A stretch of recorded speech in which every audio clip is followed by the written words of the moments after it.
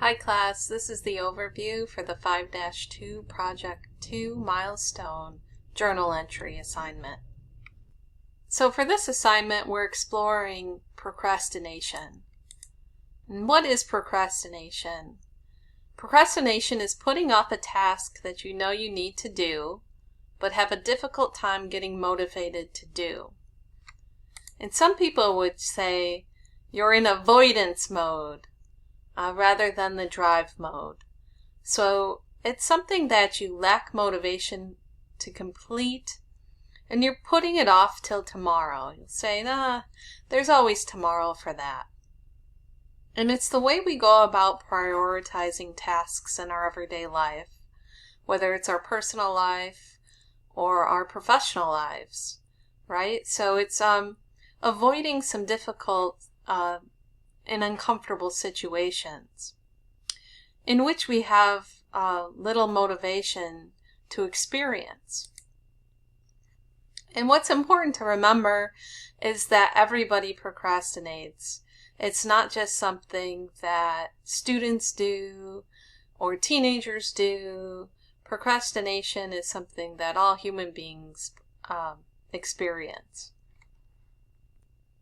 Let's explore some causes of procrastination. One cause of procrastination can be from not confronting your fears. And many of us have fears of failure, fears of rejection, and fears of being poorly evaluated by our peers or by others. So we avoid those fears because we don't want to experience the feelings that are associated with rejection, failure, and poor evaluation. Some of us procrastinate because we want to avoid discomfort. We want to not participate in a difficult task that makes us feel anxiety, right? So we avoid it and we put it off. And some of us might think that when we're doing a difficult task, that discomfort that comes along with it is something that is only unique to ourselves, when it really is something that everybody experiences. Discomfort is what everybody experiences. But we all handle discomfort in different ways. And we learn to cope with discomfort over time differently. So we might feel that we have a deficit if we're not aware that other people also feel discomfort doing challenging tasks. Our emotional states can drive our procrastination as well and serve as excuses. So if we're feeling tired, if we're feeling hungry, or if we're feeling stressed out, our emotional state will typically drive our intentions to put things off, right? I want to tend to myself immediately and focus on my emotional state, so I'm not going to participate in something right now, immediately. Now, another cause of procrastination is action illusion. And action illusion is this idea that there's a lot of activity going on, a lot of planning, but no progress being made. So you might be reprioritizing consistently and never getting to complete a task.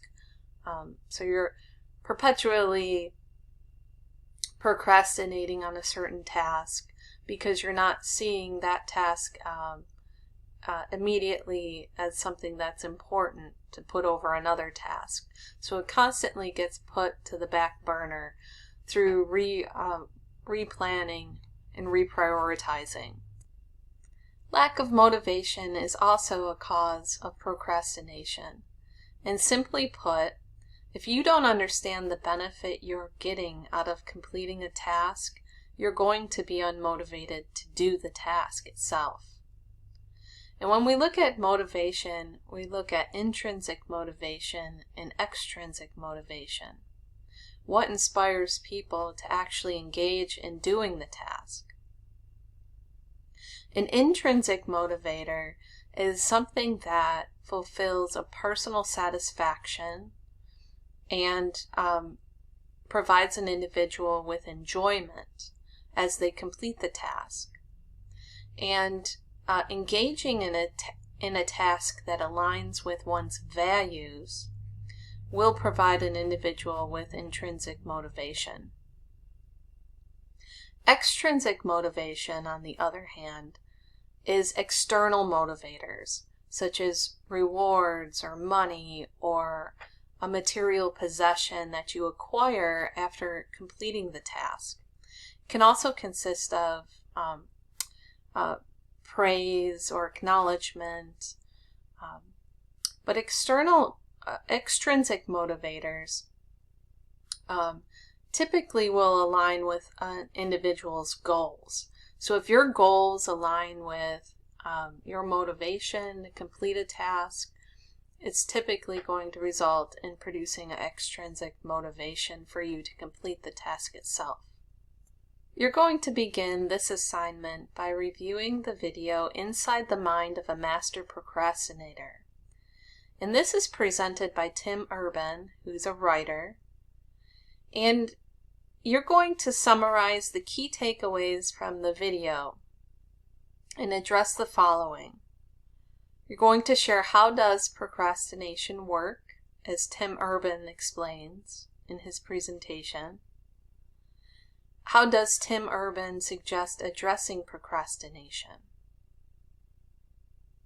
You're then going to examine the connections between procrastination, coping, and motivation, and review self-assessments you completed in Learning Modules 4 and 5. In what ways is procrastination a negative form of coping? In what ways is it a positive form of coping? And how might being intrinsically or extrinsically motivated relate to procrastination? Then in your journal entry, you're going to explore your knowledge about procrastination to help a friend build resilience. And remember what resilience is. It's your ability to go through difficult experiences and your ability to spring back from those difficult experiences. You're going to share advice that you would give a friend who struggles with procrastination about how to view procrastination in another light. And you're going to address the following. When might procrastination be considered a good thing? And again, Tim Urban will go over these things. According to Tim Urban, how can our inner rational decision maker and instant gratification seeker coexist?